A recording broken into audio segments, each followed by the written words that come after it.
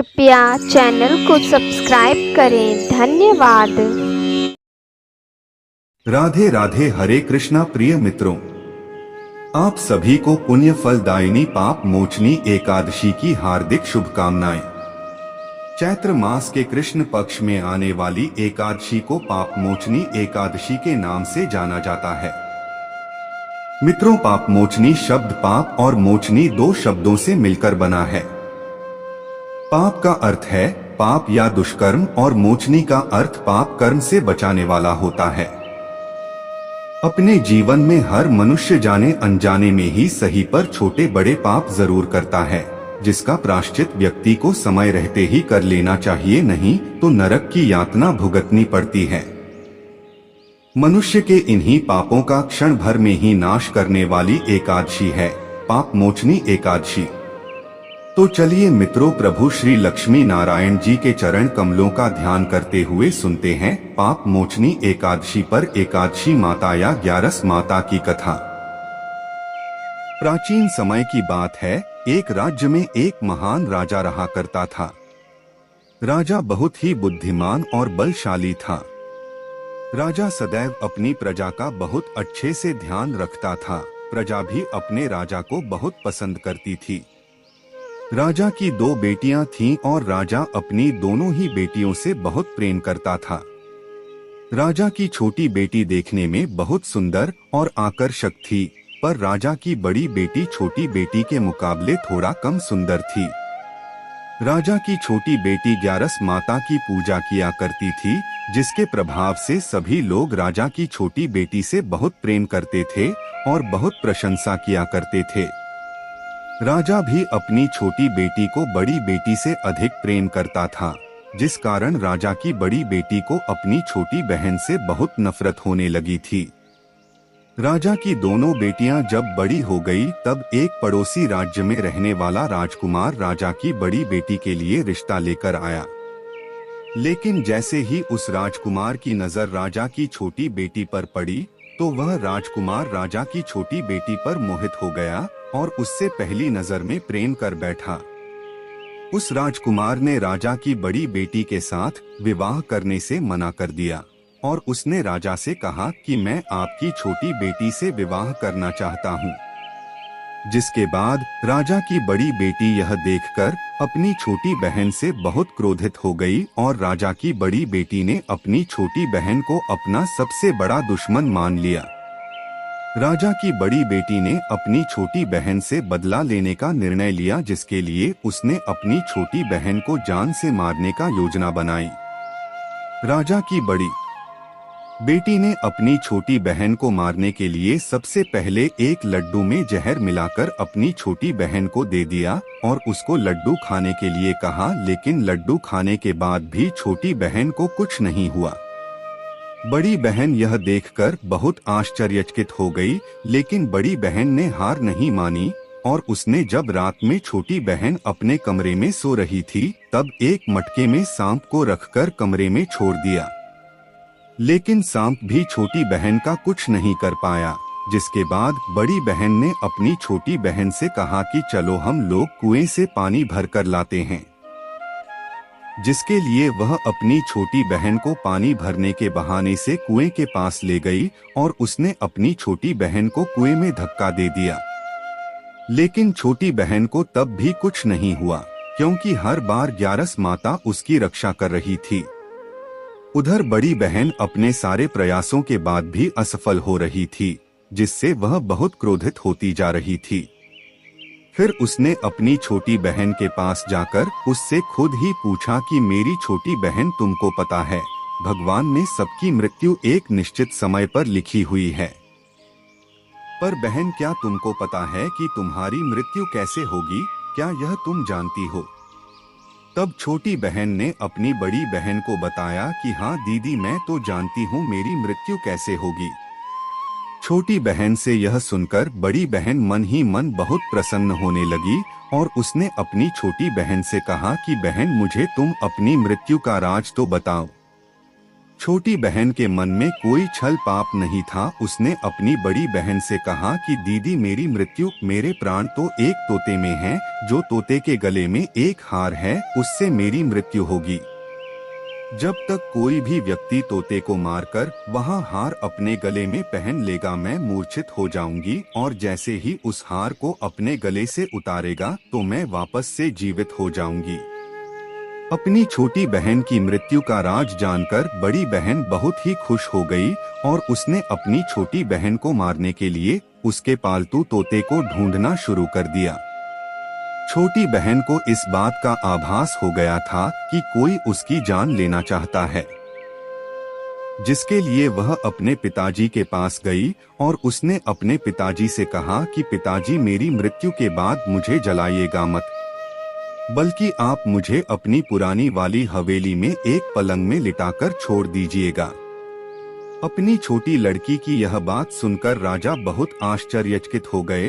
राजा ने अपनी छोटी बेटी से पूछा, बेटी, तुम यह सब क्या कह रही हो? तब राजा की छोटी बेटी ने कहा, पिताजी, समय किसी के लिए नहीं रुका है, किसे कब क्या हो जाए किसी को कुछ पता नहीं है। और फिर राजा ने अपनी छोटी बेटी से कहा कि तुम ऐसी बातें क्यों कर रही हो? 2-3 दिन में तो तुम्हारा विवाह है। लेकिन छोटी बेटी ने अपने पिताजी को ऐसा करने पर मजबूर कर दिया और उनसे वचन ले लिया। राजा ने भी अपनी छोटी बेटी की बात स्वीकार कर ली और 2-3 दिनों के बाद जब शादी का समय आया तब राजकुमार बारात लेकर राजा के घर पर आया और राजकुमार और राजा की छोटी बेटी का विवाह शुरू हो गया।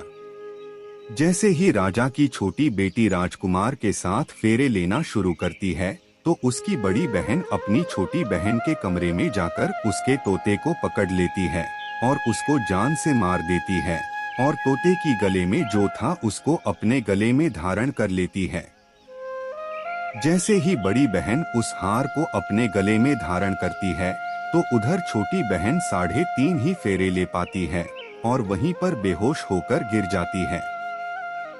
जिसके बाद राजा ने बड़े बड़े दर्द हकीमों को बुलवाया और अपनी छोटी बेटी का इलाज करने के लिए कहा।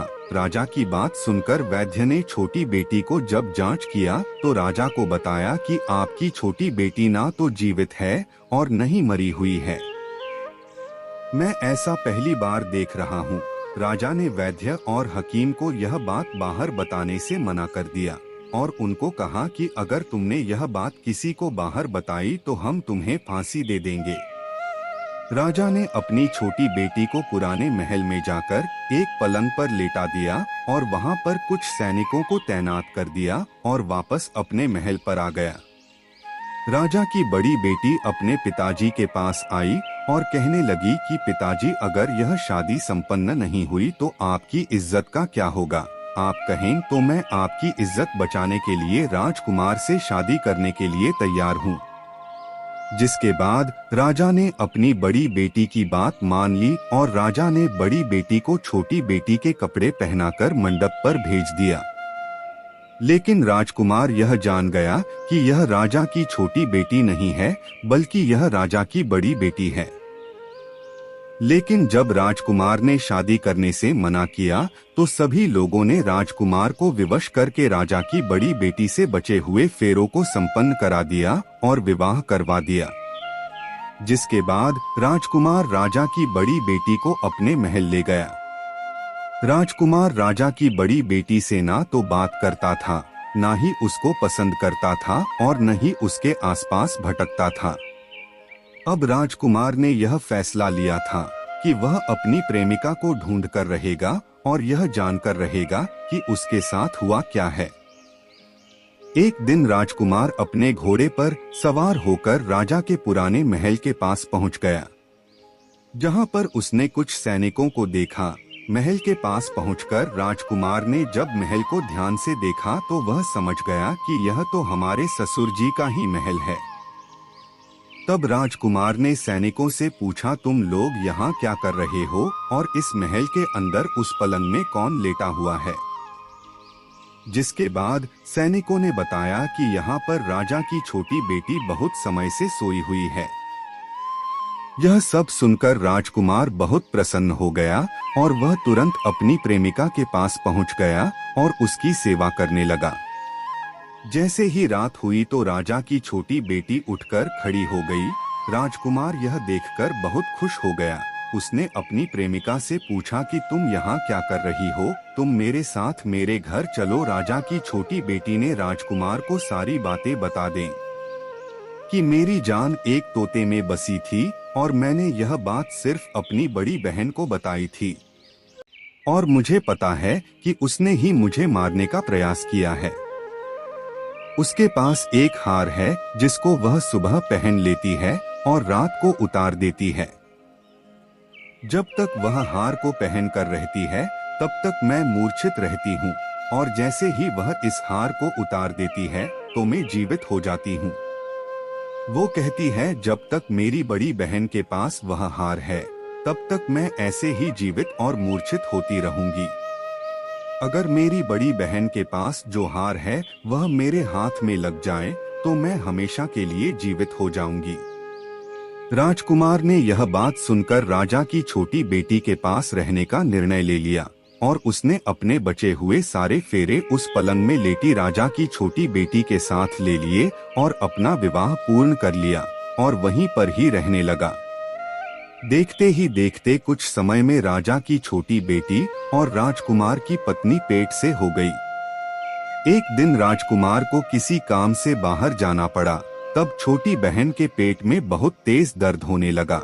उसने ग्यारस माता का आवाहन किया जिसके बाद वहां पर ग्यारस माता प्रकट हुई और उन्होंने अपने भक्त के दर्द को दूर किया और उसे एक पुत्र की प्राप्ति करवाई। उसी समय वहां पर अचानक से राजकुमार भी आ गया। राजकुमार ने ग्यारस माता को देखा तो वह आश्चर्यचकित हो गया और उसने तुरंत माता को प्रणाम किया और ग्यारस माता ने राजकुमार से कहा कि जब तुम्हारा पुत्र 5 वर्ष का हो जाए तो तुम अपनी पत्नी का हार लाकर इसके गले में डाल देना। और देखते ही देखते राजकुमार और राजा की छोटी बेटी का पुत्र 5 वर्ष का हो जाता है। तो राजकुमार अपने बेटे से कहता है कि बेटा मैं कुछ काम से बाहर जा रहा हूँ, तुम अपनी माता का ध्यान रखना और वहां से चला जाता है। राजा को बाहर निकलता देख बड़ी बहन के सैनिक देख लेते हैं और बड़ी बहन को जाकर सारी बातें बता देते हैं। जिसके बाद बड़ी बहन अपनी छोटी बहन के पुत्र को वहां से उठवा लेती है और उसको मरवा देती है और छोटी बेटी के पुत्र के 2 टुकड़े करवा देती है। पहला टुकड़ा चक्की के पास छुपा देती है और दूसरा टुकड़ा अपनी पलंग के नीचे रख लेती है। अब ग्यारस माता भिखारी का रूप लेकर उसकी बड़ी बहन के दरवाजे पर आती हैं और बड़ी बहन के पास चली जाती हैं, जिसके बाद वहां पर भिक्षा मांगने लगती हैं। बड़ी बहन अपने नौकरों से कहती हैं कि जाकर भिक्षा दे दो, लेकिन जैसे ही नौकर ग्यारस माता को भिक्षा देने के लिए आते हैं तो माता उन्हें मना कर देती है और कहती हैं कि मैं तुम्हारी महारानी से ही भिक्षा लूंगी। जिसके बाद बड़ी बहन स्वयं ही भिक्षा देने के लिए माता के पास आती हैं। उधर माता एक बिल्ली का रूप लेकर उसके कमरे में चली जाती हैं और वहां पर छोटी बेटी के पुत्र कोई 2 टुकड़े को आपस में जोड़ देती है और उसे जीवित कर देती है और उसे लेकर वहां से चली जाती है और राजकुमार को सौंप देती है। राजकुमार अपने बेटे को लेकर अपनी बड़ी पत्नी के पास जाता है और उसे कहता है कि तुम इसका ध्यान रखना, अगर तुम इस बच्चे का अच्छे से ध्यान रखोगे तो मैं तुमसे बात करूंगा। इसी प्रकार एक दिन राजकुमार अपने बच्चे से कहता है कि तुम माता से उनके गले का हार मांग लो। जिसके बाद राजकुमार का लड़का अपनी मम्मी के पास जाता है और कहता है कि माता, मुझे तुम्हारा हार चाहिए जो तुमने गले में पहन रखा है।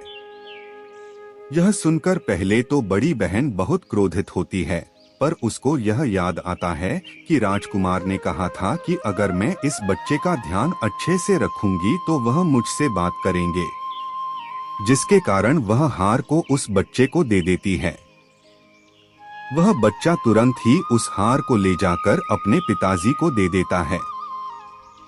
और तभी राजकुमार अपने बेटे को लेकर वहां से जाने लगता है और अपनी पत्नी से कहता है कि तुम हमारे लिए खाना बनाकर रखना, मैं शाम को आकर तुम्हारे साथ खाऊंगा। और वह अपने बेटे को लेकर वहां से चला जाता है। जिसके बाद वह राजा के पास जाता है और उनको सारी बातें बता देता है। राजा अपनी बड़ी बेटी की यह कटुकर्म सुनकर बहुत क्रोधित होते हैं और उसे सजा सुनाता है और अपनी परवरिश पर ही दोष देने लगते हैं और राजकुमार को अपनी छोटी बेटी के साथ रहने के लिए आदेश देते हैं। यह थी ग्यारस माता की कथा। तो बोलिए ग्यारस माता की जय हो, एकादशी माता की जय हो। तो बोलिए भक्तों, श्रीमन नारायण नारायण हरि हरि, श्रीमन नारायण नारायण हरि हरि।